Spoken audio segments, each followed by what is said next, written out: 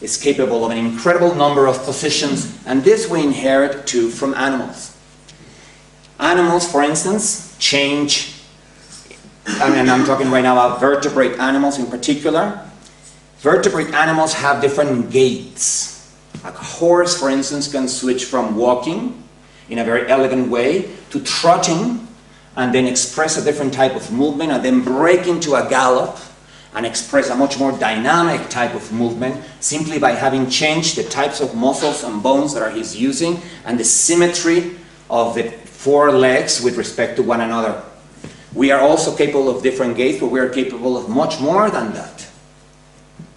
So, to Deleuze, it was sad that the last 3 or 4 decades of the 20th century, indeed everything beginning with a linguistic turn in the 1930s, had completely drawn our attention away from the physicality of expression, from color, from odor, from sound, to language. In his book on Kafka, for instance, he's constantly comparing the letters or the written texts that characters deal with the raw sounds that they hear from the street, with the raw sounds of that character that wakes up as an insect in his bed, with the feelings of being an insect in the bed, with a preoccupation that he had that his sister was going to see it in that animal form, but at the same time exploiting to the full the idea that once you become a bug, once you wake up as a bug in your bed, your repertoire of expression has been limited now and has changed, and now all you can emit is these raw sounds that nevertheless are expressive and dramatic. And he's constantly, in this book on Kafka, drawing our attentions to pure intensities of color, pure intensities of sound, pure intensities of texture, pure intensities of odor. Precisely the kinds of intensities that past or beyond a certain threshold overcome us and make us respond with crying, make us respond with just gut-level reactions that we later on say, I don't have words to express what I was feeling at that moment. Dreams, of course, are another one of our favorite expressive moments. I remember when I was a filmmaker, and of course as a filmmaker you have to worry about not only the aspects of expression, but the industrial component of film, which is all this expensive equipment, and whether you're getting the right frame and the right lighting and all that, and how much money you're spending. So I remember I became very used to checking my shots and checking that everything was lit just perfectly. And I had a series of dreams at the time, you know, one of those lucid dreams when you realize you have a dream. And normally when I have a lucid dream and I realize I'm in a dream, I try to do something illegal. I try to do something that I would not be able to do if this was not a dream. But in this series, what I wanted to do, I just kind of spontaneously, I wanted to check the production values of the dream. I just wanted to check how much money they spend on the sets, how many extras they hire.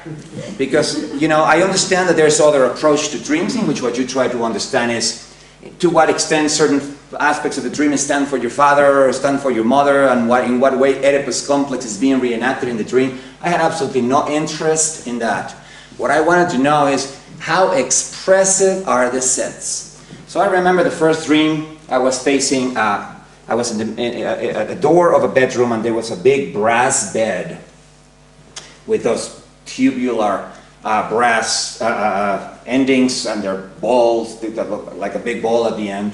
And I knew, you know, I thought, well, if they have the budget to do this, there must be a fisheye reflection of the room on that ball. And I could see it from far away, so in my dream I walked closer, I looked at the ball, and there it was.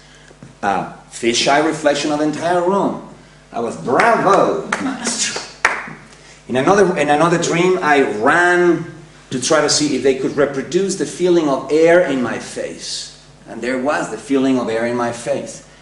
I then tried to check out, I was in a big hotel, how many extras they had hired to fool me. So I try to focus on many different layers of the hotel to see how far away they had higher extras, and there they were, little silhouettes with the little suitcases coming to register at the hotel. And, you know, there must have been about 3,000 people of different sizes. And I'm going, wow. I mean, really, the director and producer of my dreams, they really have a big budget. But beyond the joke, dreams are extremely expressive.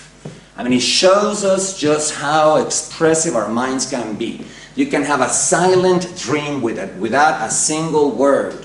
And the drama, the plot, the characters are incredibly expressive. Of course, those are also sources in which we can draw from.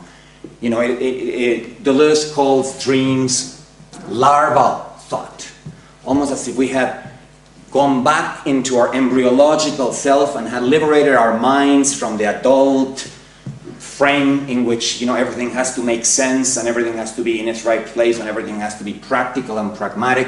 And every night we became fetuses again, and our mind became flexible and stretchable and moldable. And to him, that was a kind of becoming animal. Not necessarily because animals have dreams, but because in the dream state,